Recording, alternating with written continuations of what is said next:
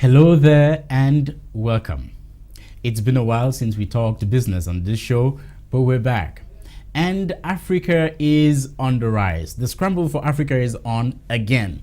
This time, we don't have colonial masters coming with a Bible in one hand and a gun in the other. We have them coming to do investment in Africa. But can Africans catch the check this time around? Or we're going to sit back and let these guys do all the investments and carry our money and go back. We have to change the status quo and we have to change the narrative. On today's edition of The Tipping Point, my guest is a young man doing extraordinary things and great strides in trying to bring investments into Africa. But not just that, so that Africans catch the check. Don't go away, we'll be right back.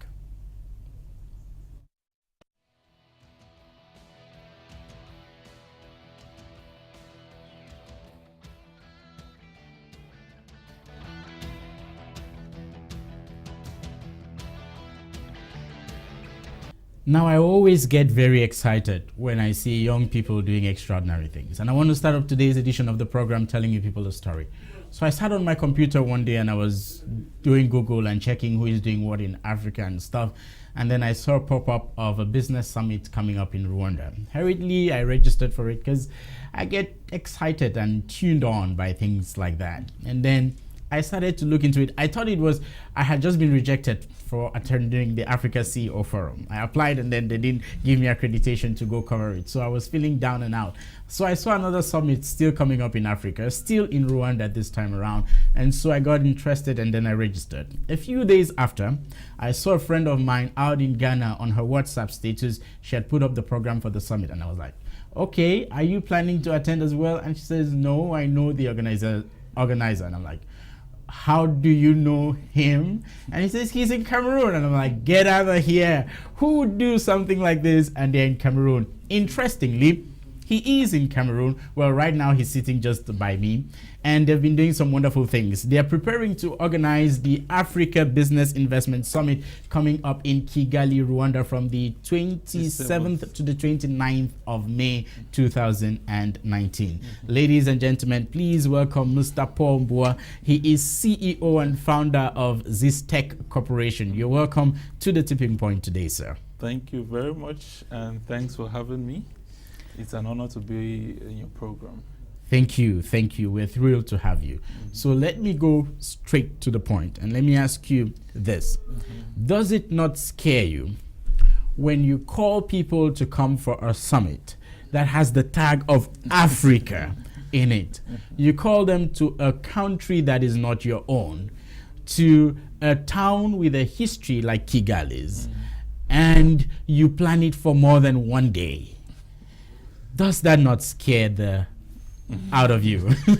I think it's practically simple. Anything you put your mind to it, it's easy to do, I believe.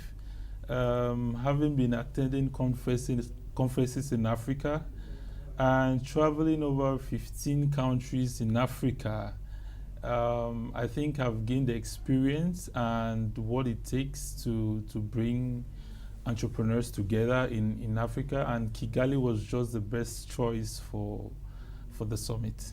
So before we go to the Kigali part of the story, let's talk about your experience. Yeah. You've traveled 15 countries and you've built. So tell us about your journey thus far. Situate us in the context of this experience. Okay, so basically during my journey, I started out as an IT technician, moved on to a computer systems engineer with Microsoft, and I didn't find myself like working for somebody. No. So all techies don't want to work for anybody. So I thought about starting a company. Okay. But I didn't want to start out by just like making money. Money was not the primary incentive for me. So I believed in impact.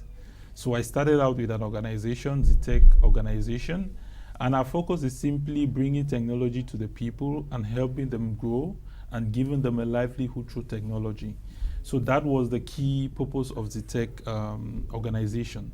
But during my movements and my dealings, I saw that entrepreneurs in Africa are not really together. We don't really partner amongst ourselves. Okay. You see an entrepreneur in Cameroon or in Ghana, all we are seeking for is partnership with those in Silicon Valley, those in Germany, France, and Tokyo. Maybe because we're looking for the money. Of course, we're looking for the money, but to have the synergy of action was very difficult. So I launched out a movement called Entrepreneurs Initiative, and it was simply online. I just had the idea. I said, okay, what do I do? So I launched it online, and there was so massive, about 200 members adhering to the movement.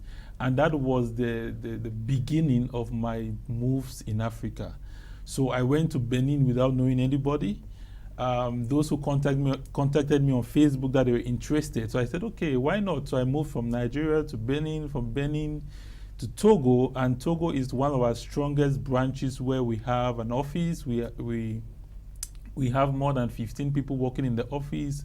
We have more than 30 hectares of land, planting soya beans, plantains, and it all started from an idea with a passion. I wanted Africans to really work together. And that has been like the beginning of the journey, moving throughout Africa, bringing entrepreneurs together, seeing how we can partner and how we can move and how we can bring investment, because we believe aid is not what Africa needs, but investment. Because investment trickles down to a company, the company employs more people, they pay taxes, the government uses the money for the taxes to do roads and the other things. And also it increases the purchasing power, and normally the local farmers can have something. So we believe in that cycle of from investment to impact. So that's how the journey started for me. Interesting journey, Paul. But the journey has gone a little far now. So let's bring it back. Okay. Charity begins at home. Now, this is a great initiative. And you thought we need to bring our entrepreneurs in Cameroon together. I agree with you 100%. Yeah. We're not united in this stuff. Take me, for example. If I think of how many journalists I want to associate and partner with, I can't count that many. And that's a serious problem. We're always looking outside. Yeah. And that's a problem you want to fix. So you put the solution outside. How do you fix the problem? How do you bring our entrepreneurs from within Cameroon, and rather we have to meet in Kigali, Rwanda? Okay, I believe in order for you to build something, you need to have a model. You can't build a house without having a plan. I can't just wake up now. I said, okay, I'm going to Yaoundé and I don't know my destination, or I don't have a plan. So we believe also a change of environment also is a change of mindset. Why do you think 80% of those in the US, the rate of success is more than when they were in Cameroon? Because normally there's a change of location, there's a change of mindset, change of mentality, and a whole lot of things. And Rwanda is a country, I've been there twice. I've seen how it works. It takes me more than 45 minutes to cross immigration in Cameroon, but it takes me less than 3 minutes to cross immigration in Rwanda. And you're being treated as royalty. So one of the interests for Rwanda is to show entrepreneurs that it's possible in Africa. You know, it's really possible, because even in terms of technology, in terms of transportation, in terms of cleanliness, you know, Rwanda is one of the cleanest, Kigali is one of the cleanest cities in Africa and even the world. And we want to bring entrepreneurs to an environment where they know and they believe it's possible, where they can think and also come together, create models, create partnerships. And one of the reasons for Kigali is we have lots of those investment firms in Kigali that are residents in Kigali. So coming together under one roof was just the way to go. Yes, the way to go. Now, off mic, we've talked about this a little, and you've shed some light on it. Now, Rwanda is ranked 29th on the Ease of Doing Business Report Index for 2018. Yeah. Cameroon is ranked 166. Now, the gap is wide. When we go to Rwanda, I'm talking about Cameroonian entrepreneurs and startups, and we get the investments, we're going to come back to Cameroon. The reality is here. It's going to confront us. We're going to meet the heavy taxes. We're going to meet poor infrastructure. We're going to meet lack of energy and all of these issues that are hampering the growth of business in Cameroon. How do you help us survive that, such that the investment isn't wasted? Because if we go to Rwanda this year, this is the first edition, and they give us money or whatever they're going to give us, because I'm sure investment is not just going to be in terms of money, right? Great. And we come back to Cameroon and we're unable to effectively use it. Next year, you won't even take us there. So how do you ensure that when we come back, or the entrepreneurs from Cameroon who benefit from whatever packages they will in the summit in Rwanda, that they can effectively use it in Cameroon regardless of the business climate as it is at now? I think one of the reasons also for Rwanda is the looking at the ease of doing business. You don't need to go to any office. You just need to go online. You register your business and you don't pay a franc to register your business. So we also are opening up other avenues for investment. Cameroon is not the only country. The world is becoming a global village. So why not have investment or still open, let's say, Sense Communication Network in Kigali? You have young people who are willing to work. The government is also willing to give you incentives to grow. So we're showing entrepreneurs also in Cameroon that there's another way. We know it's difficult in Cameroon.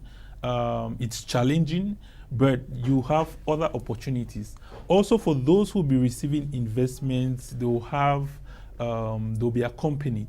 So we have other experts. We are partnered with other companies that are working in the area of taxation, that are working in the area of business management strategy, that will help in terms of guiding the investment.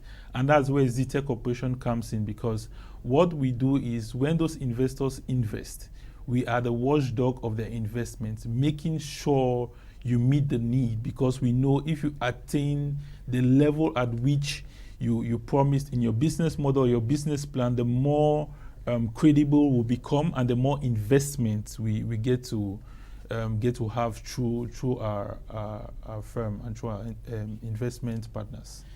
Let's talk a little about competition. Maybe we'll come back on this a little. Now, there are forums and other openings of similar activities like this in Africa. I just quoted one, the Africa CEO Forum. And there are several others. If you take what the Tony Elumelu Foundation is doing, is something similar to that. This is the first time that we're organizing the Africa Business Investment Summit. This is our very first edition.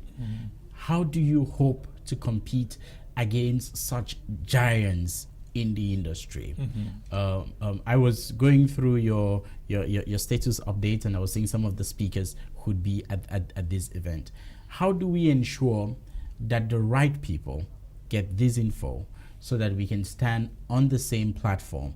Not necessarily today, but in the future, we can become as relevant as some of these platforms that have been existing for the past 5 or 10 years. Okay, so thanks for the question. I believe the space is just too big, the sky is just too wide, and there's the field is open. I think there's no competition. I believe more in terms of partnership, because we reached out to this other forums, this initiatives that, okay, can we work together to basically tell you our strategy or what we hope to achieve.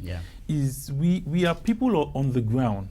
You know, those investment firms, they believe so much in business models, business plans, but we know young people that are doing great things without business plans. We know young people who are very excited, who have the wittiness, who have the knowledge of business, but don't have the structure in place. So what do? We are bringing both the person who has the knowledge but does not have the structure to bring and build up a structure together, and also not having just a one-term thing like, okay, just have funding or investment, but it's a progressive issue. So what we do is when we bring entrepreneurs together, we dissect your business. We look at what is the problem, what are you lacking, what do you need to improve, what do you need to work on, and you get a company associated with you to help you along the way. Yeah. And normally the investors also follow through. So we have incentives in terms of strategic partnership, because we don't believe everything must be money. So we can start with a strategic partnership and also look within the network what we can do to boost up. So we're given more of a comprehensive solution, and talk candidly, because one of the things is entrepreneurs don't get to express themselves in front of those investors. So what we believe is bringing these investors together to see the realities of what is happening. For example, we have an investor right now who is interested in investing in agriculture to the tune of $1 million. But how many entrepreneurs can really take that? Yeah. So what we want to do is we're bringing those investors and say, okay, these are the entrepreneurs. We know them. We know where they live. We know their habits. They are not just the talkers, but they are the doers. We can really vouch for them. Can you spread out this amount in the next 10 years and you divide it, and we give them incentive based on growth. So you give investments based on growth, because we are not just looking at the capital, building up a capital structure, but also looking at the impact. Are your workers really enjoying or having life from your business? Are you really doing impact? Your neighbor, is he really feeling the impact of your company? Are you really giving the value you promised to give? So we are looking at a holistic approach, and also calling other firms that, okay, it's not just, we can't do it on our own. We need partners. We need to join forces, because in entrepreneurship, you cannot just say, okay, I'll solve all the problems, but we focus on a particular issue, which is looking at the entrepreneurs that really need this investment, because at times the money comes, but it doesn't trickle down to the entrepreneurs that really need it. So we also act as an intermediary, where the investor doesn't invest directly to the entrepreneur, but we have a fund where the money goes in, and we turn now to give the various entrepreneurs bit by bit. So, lofty initiative. We're going to put it to the test come the 27th. Yeah. But then, as at now, as good as it is, what does the local Cameroonian need to do to be a part of this?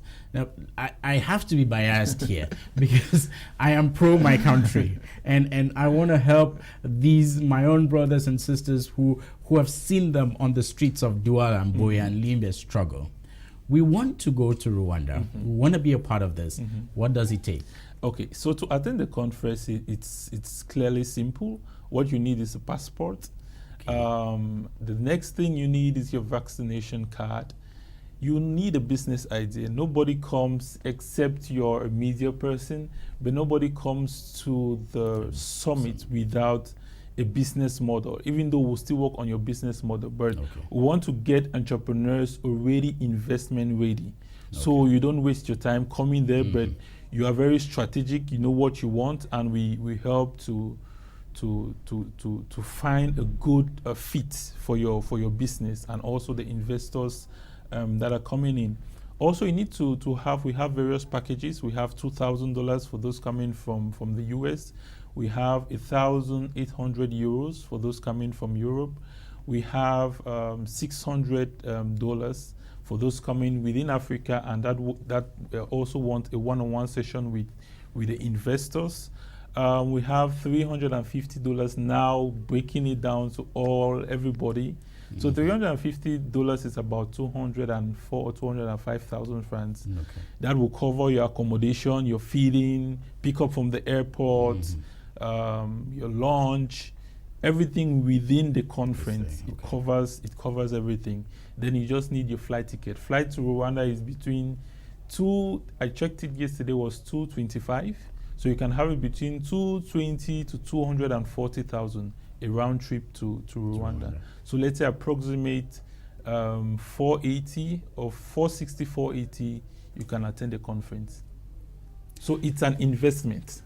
It's an investment. Okay, sounds fine. I hope that some people are listening to us who are interested in this, and that and they would attend this event and will get feedback and be sure that we can do some interesting things about it. Yeah, sure. I pray that you keep doing good work and that we benefit from it. But before we go, let's talk a little about what you're doing thus far in Cameroon. Now, the Zikre Corporation in Limbe.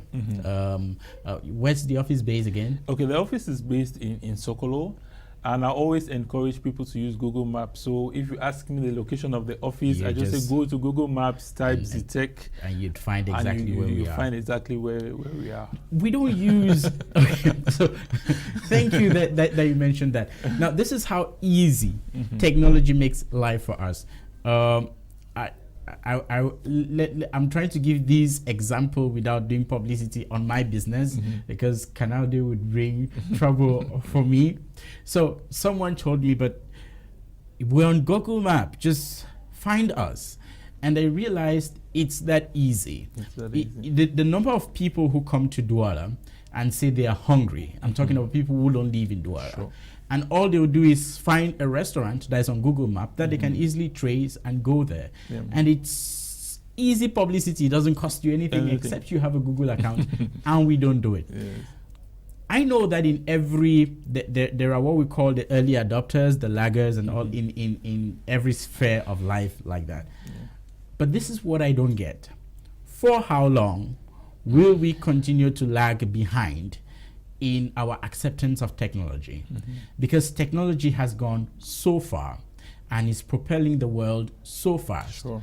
And we have a mindset that seems like we accept technology. I mean, we're not fighting against it, but that's different from being proactive in the way that we use it. What can we do? Because if we continue to use technology at this pace that we're using it, we're always going to be trailing. I can bet that of 90% of the businesses or the people who come to want to do investment or have a project, their model is either similar to something that someone has already been doing in the West. Rarely, except with the case of mobile money, did we see such great transforming initiatives that were birthed from Africa. When do we get to that point where we can start celebrating African creativity and innovation to the point that someday, maybe in 2050 or 20, not too long or until before Christ comes, we would be able to stand on one platform with the West or some of these leading technological nations? Yes, I would say it's more of a cultural thing. Let me give you this example. Most times when I travel within Cameroon, what I use is Google Maps, and if I have to go to choose between two hotels, what I look is the reviews. And hotels are not very attentive, because if you see the shift in terms of customer behavior, everything is in the review. You can treat a customer, at the end of the day, what he does is he gives a bad review, and a bad review really changes everything. There's a hotel I always lodge in Yaoundé. I will not call the name of the hotel, but just a bad review, 2 or 3 reviews just made me to change my mind, because I saw lots of things that were happening. So in terms of technology, I would say, first of all, the speed of internet. I think that's one thing. Infrastructure. Infrastructure. Yeah. So we really need to work on the infrastructure, then also bring it down to education, because internet or technology is a tool. It's not the final, it's not the end of the matter, right? You can build whatever technology you want, whatever innovation, but it's just a tool to resolve a problem, right? So if we educate our young people on how to use technology to ease your life, to facilitate a lot of things. WhatsApp, it's now the thing of the day, but there's a science behind WhatsApp. You know, there's an addiction you can have because of it. WhatsApp, So in terms of Africa, I would say the first thing is infrastructure. The government needs to invest, not just the government, private sector also, and let the game be fair. Open the space up for people, young people who are interested to invest in technology, and also the companies also should really embrace, should really embrace technology. For example, just visiting Canada, I noticed we had just somebody taking down registration names. You can have an automatic system where I come, I say, okay, my name is Paul Mbua, I give my email address, and at the end of the day, the robot can tally the number of people who have visited Canal D, have their email addresses, send them notifications, send the programs. So there's a way we can use technology to our advantage. And I think it's just for us to think and also to celebrate our own, because we have young people doing very great things in Cameroon, but they are not celebrated. It's when they are celebrated outside by maybe an investor coming in, or they went for a competition. Then we shine the light. Then we shine the light. But normally what needs to happen is that there need to be a team, or we have young people who are there to scout these young initiatives or these young ideas and tend to showcase them to the public. We have, let's say, an outdoor because we're planning an event where we want to showcase the apps that are doing well in Cameroon, within Cameroon, and we have young people doing very great things, but they are not really known in Cameroon. So also the media has to join, because the media is a great force, and we need to really know that if the media partners with these entrepreneurs, it's a great thing. On behalf of the media, let me hold you to task, because a lot of you also don't use us. Now, let me say this. I'm a private journalist. I'm not on Canal D's payroll. And if I tell someone I want to come for your event, it's solely for the news purpose of the event. But we have well, to some extent, it's also the fault of the journalist, but we have so monetized the value of a journalist that you only think he's going to ask me for money. Now, there's a lot more value to you having a favorable relationship with the media than if you choose to not have one at all. I think that the media can greatly propel these ideas, these propositions and ideologies that we have. I think it's the media that has put Silicon Valley where it is. Of course. And it's not just the technology. And I think that we really seriously need to be able to do that. But I want to thank you again for the good work that you're doing on behalf of the media and all the nice Cameroonians out there. We appreciate what you're doing. Thank you. I'll see you in Kigali. Yes. I will be there, and I'm sure that we're going to have a great time. So every other person who's listening, listen, I know it gets hard. And sometimes you're going to be thinking, if I take 500K, my business is small and stuff. You need to start thinking out of the box business. And I wish that we talked about this. How much? I'm sure we have one more minute. So let me just even throw it back to you. If you look at the level of intra-African trade that we have, I mean trade between Cameroon, Nigeria, Cameroon, Benin, Cameroon, Togo, Nigeria, Togo, and this, it is ridiculously poor.